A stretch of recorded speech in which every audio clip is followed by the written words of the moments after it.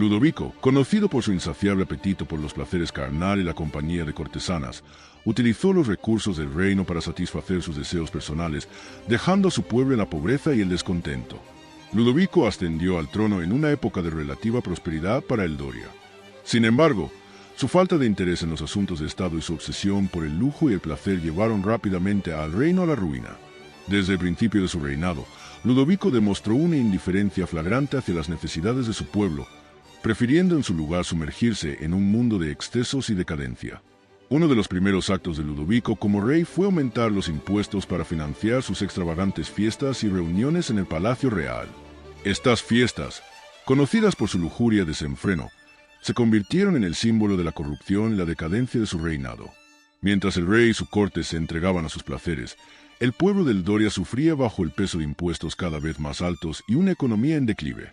A medida que su reinado avanzaba, Ludovico se volvió cada vez más obsesionado con su propia gratificación.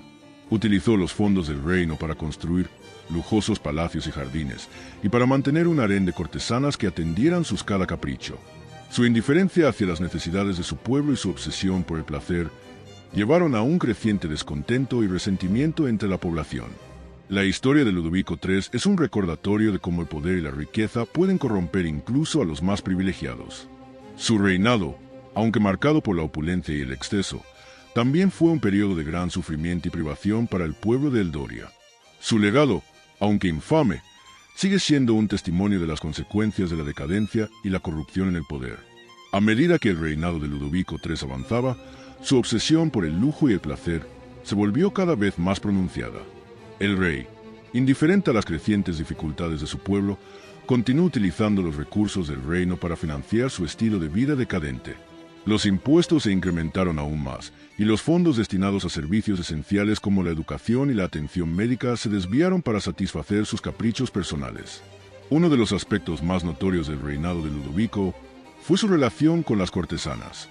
El rey mantenía un harén de mujeres, cada una seleccionada por su belleza y talento para entretener. Estas cortesanas, vestidas con las sedas más finas y adornadas con las joyas más preciosas, eran el símbolo de la obsesión de Ludovico por el lujo y el placer. El rey gastaba sumas exorbitantes en mantener su harén, utilizando los fondos del reino para construir lujosos aposentos y organizar extravagantes fiestas en su honor. Mientras tanto, el pueblo del Doria sufría bajo el peso de la opresión económica. Los impuestos cada vez más altos y la falta de inversión en servicios esenciales llevaron a un aumento de la pobreza y el descontento. Los campesinos, incapaces de pagar los impuestos, se veían obligados a abandonar sus tierras, mientras que los comerciantes y artesanos luchaban por mantener sus negocios en una economía en declive. A pesar del creciente descontento, Ludovico parecía ajeno a las dificultades de su pueblo. Su obsesión por el placer y el lujo lo había aislado de la realidad, y su corte, compuesta por nobles y cortesanos igualmente decadentes, hacía poco por disuadirlo de su comportamiento. En cambio, lo animaban en su búsqueda del placer, beneficiándose de su generosidad y utilizando su influencia para aumentar su propio poder y riqueza. La corte de Ludovico se convirtió en un símbolo de la corrupción y la decadencia de su reinado. Los nobles, más interesados en su propio enriquecimiento que en el bienestar del reino, competían entre sí por el favor del rey, utilizando su influencia para obtener cargos y privilegios.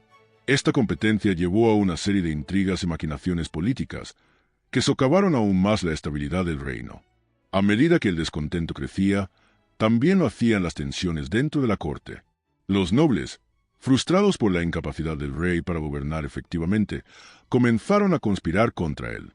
Estas conspiraciones, aunque inicialmente dispersas, pronto comenzaron a coordinarse, amenazando con desestabilizar el reino y poner fin al reinado de Ludovico. A medida que el descontento en el Doria crecía, el rey Ludovico III se sumergía cada vez más en su mundo de placeres, ajena a las crecientes tensiones en su reino. Su obsesión por las cortesanas y el lujo lo había aislado de la realidad, y su corte, compuesta por nobles igualmente decadentes, hacía poco por alertarlo sobre la grave situación del reino. Mientras tanto, el pueblo del Doria, agobiado por los altos impuestos y la falta de servicios esenciales, comenzó a organizarse en protesta contra el gobierno del rey.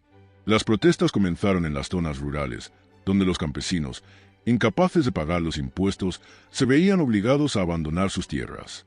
Pronto, estas protestas se extendieron a las ciudades, donde los comerciantes y artesanos, afectados por la economía en declive, se unieron a las demandas de cambio. Las calles del Doria se llenaron de manifestantes que exigían la reducción de impuestos, la inversión en servicios esenciales y el fin de la corrupción y la decadencia en la corte. Ludovico, sin embargo, parecía indiferente a las demandas de su pueblo. En lugar de abordar las preocupaciones de los manifestantes, continuó con sus extravagantes fiestas y reuniones, gastando sumas cada vez mayores en su harén de cortesanas. Su indiferencia hacia las dificultades de su pueblo solo sirvió para aumentar el descontento y el resentimiento, y pronto las protestas se convirtieron en disturbios y revueltas. En medio de este clima de tensión, los nobles de la corte comenzaron a conspirar abiertamente contra el rey. Sabían que, si no actuaban rápidamente, la situación podría salir de control y amenazar sus propios intereses. Por lo tanto, comenzaron a planear un golpe de Estado, buscando derrocar a Ludovico y establecer un gobierno más estable y responsable. Uno de los líderes de esta conspiración fue el duque de Valmont, un noble poderoso y respetado que había sido durante mucho tiempo un crítico vocal del reinado de Ludovico. El duque, consciente de la necesidad de actuar rápidamente, comenzó a reunir apoyo entre los nobles descontentos y los líderes militares. Su objetivo era derrocar al rey y establecer un consejo de regencia, que gobernaría el reino hasta que se pudiera encontrar un sucesor adecuado. Mientras tanto, Ludovico, ajeno a las maquinaciones de los nobles, continuó con su vida de excesos y placeres. Su obsesión por las cortesanas y el lujo lo había cegado a la realidad de su reino, y su incapacidad para gobernar efectivamente había llevado a el Doria al borde del colapso.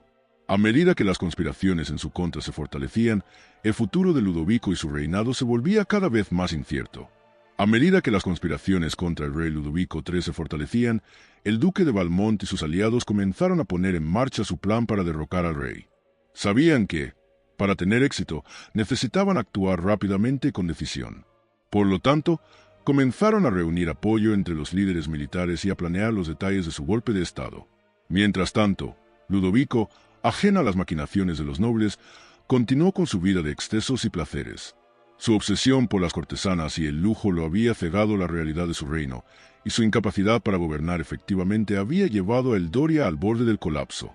A pesar de las crecientes tensiones y el descontento, el rey parecía indiferente a las dificultades de su pueblo, prefiriendo en su lugar sumergirse en un mundo de placeres y decadencia.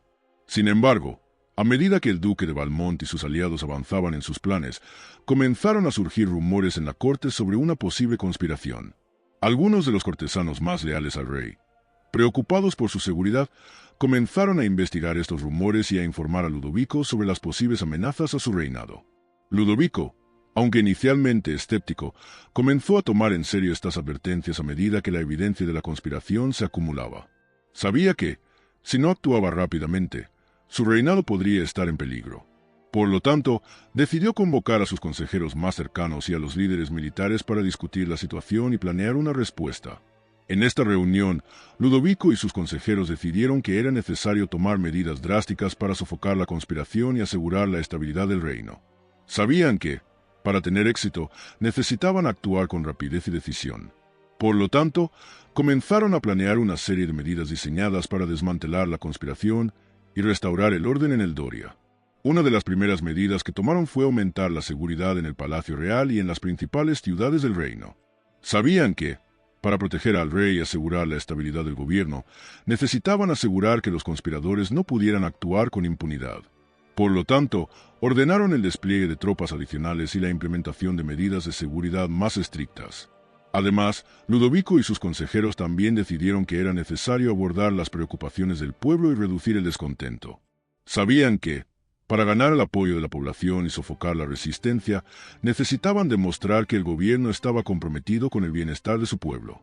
Por lo tanto, comenzaron a planear una serie de reformas diseñadas para reducir los impuestos, mejorar los servicios esenciales y abordar las preocupaciones de los manifestantes. Sin embargo, a pesar de estos esfuerzos, Ludovico y sus consejeros eran conscientes de que la situación seguía siendo precaria.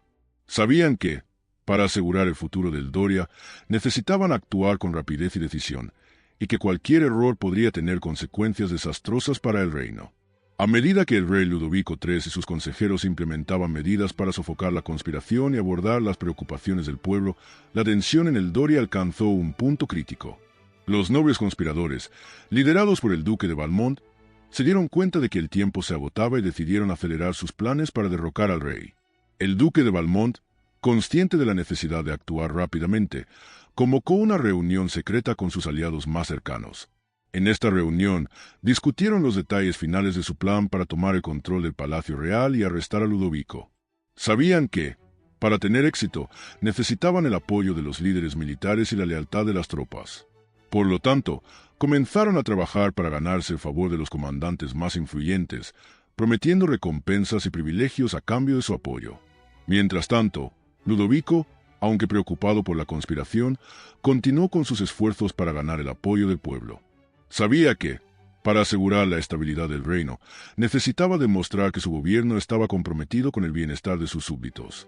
Por lo tanto, anunció una serie de reformas diseñadas para reducir los impuestos, mejorar los servicios esenciales y abordar las preocupaciones de los manifestantes. Sin embargo, estas reformas, aunque bien intencionadas, llegaron demasiado tarde para apaciguar el descontento del pueblo.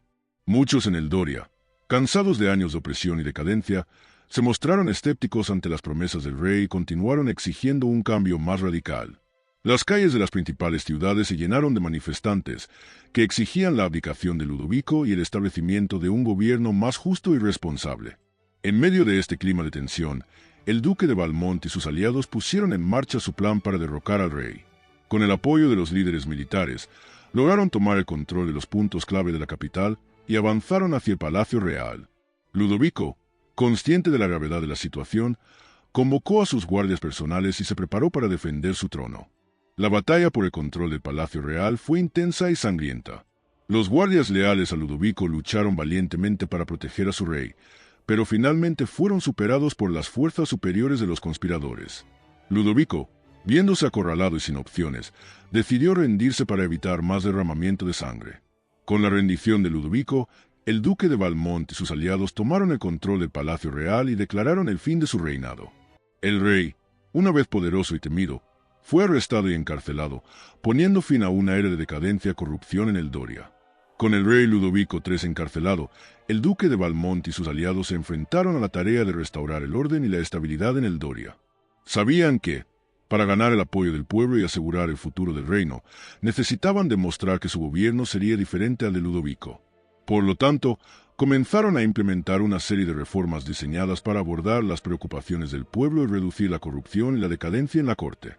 Una de las primeras medidas que tomaron fue la reducción de los impuestos que habían sido incrementados durante el reinado de Ludovico. Sabían que, para aliviar el sufrimiento del pueblo y ganar su apoyo, necesitaban reducir la carga fiscal y mejorar las condiciones de vida. Además, comenzaron a invertir en servicios esenciales como la educación y la atención médica que habían sido descuidados durante el reinado de Ludovico. Además, el duque de Valmont y sus aliados también trabajaron para reducir la corrupción y la decadencia en la corte. Sabían que, para restaurar la confianza en el gobierno, necesitaban demostrar que estaban comprometidos con la justicia y la equidad. Por lo tanto, comenzaron a implementar medidas diseñadas para mejorar la transparencia y la responsabilidad en el gobierno, y para reducir la influencia de los nobles corruptos. Mientras tanto, Ludovico, encarcelado y despojado de su poder, comenzó a reflexionar sobre su reinado y las consecuencias de sus acciones. Aunque una vez había sido un rey poderoso y temido, ahora se encontraba solo y abandonado, enfrentando las consecuencias de su obsesión por el placer y la decadencia. En su celda, comenzó a escribir sus memorias, reflexionando sobre los errores que había cometido y las lecciones que había aprendido. Sin embargo, a pesar de los esfuerzos del duque de Valmont y sus aliados para restaurar el orden y la estabilidad, el Doria seguía enfrentando desafíos significativos. La resistencia a su gobierno continuaba y los conflictos externos amenazaban con desestabilizar aún más el reino. Sabían que, para asegurar el futuro del Doria, necesitaban actuar con rapidez y decisión, y que cualquier error podría tener consecuencias desastrosas para el reino. En medio de estos desafíos, el duque de Valmont y sus aliados continuaron trabajando para mejorar las condiciones de vida del pueblo y asegurar la estabilidad del reino. Sabían que, para ganar el apoyo de la población y restaurar la confianza en el gobierno, necesitaban demostrar que estaban comprometidos con el bienestar de su pueblo, la justicia y la equidad en el gobierno. A medida que el duque de Valmont y sus aliados trabajaban para restaurar la estabilidad en el Doria, comenzaron a surgir divisiones entre los nobles que habían apoyado el golpe de Estado. Aunque inicialmente unidos en su deseo de derrocar al rey Ludovico III, pronto se hizo evidente que tenían visiones muy diferentes sobre cómo gobernar el reino. Estas divisiones llevaron a una serie de conflictos y tensiones que amenazaron con desestabilizar el gobierno recién establecido. Uno de los principales puntos de conflicto fue la cuestión de quién debería asumir el trono. Algunos nobles, liderados por el duque de Valmont, argumentaban que el Doria necesitaba un consejo de regencia para gobernar el reino hasta que se pudiera encontrar un sucesor adecuado. Otros, sin embargo, argumentaban que el trono debería ser ofrecido a un miembro de la familia real, a pesar de los errores de Ludovico. Estas divisiones llevaron a una serie de intrigas y maquinaciones políticas, a medida que los nobles competían por el poder y la influencia. El duque de Valmont, consciente de la necesidad de mantener la unidad, trabajó incansablemente para mediar entre las facciones y encontrar un compromiso. Sin embargo, sus esfuerzos se vieron socavados por la desconfianza y el resentimiento entre los nobles.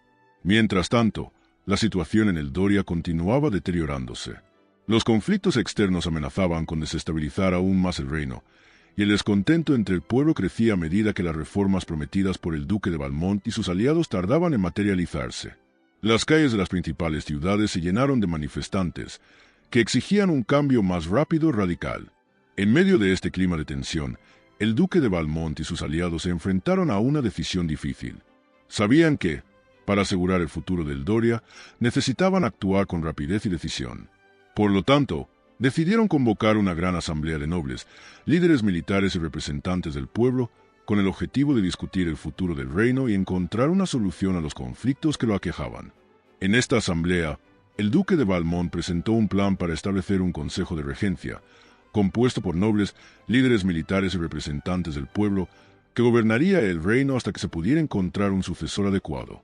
Este plan, aunque controvertido, fue visto como un paso necesario hacia la estabilidad y la unidad. Sin embargo, la asamblea también reveló las profundas divisiones que existían en el Doria. Los nobles, desconfiados y resentidos, se mostraron reacios a ceder el poder y la influencia. Los líderes militares, por su parte, estaban más interesados en asegurar la estabilidad del reino que en las luchas políticas. Y los representantes del pueblo, frustrados por la falta de progreso, exigían un cambio más rápido y radical. A pesar de estos desafíos, el duque de Valmont y sus aliados continuaron trabajando para encontrar una solución a los conflictos de Doria.